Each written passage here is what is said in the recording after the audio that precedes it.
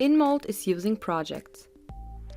In the Start screen, you see the list of projects which are available.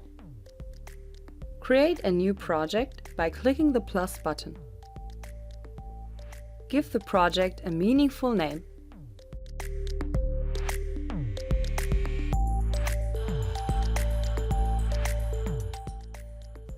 You can also add more details if needed.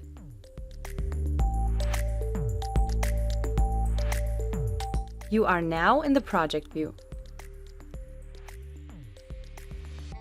Upload the geometry of the part.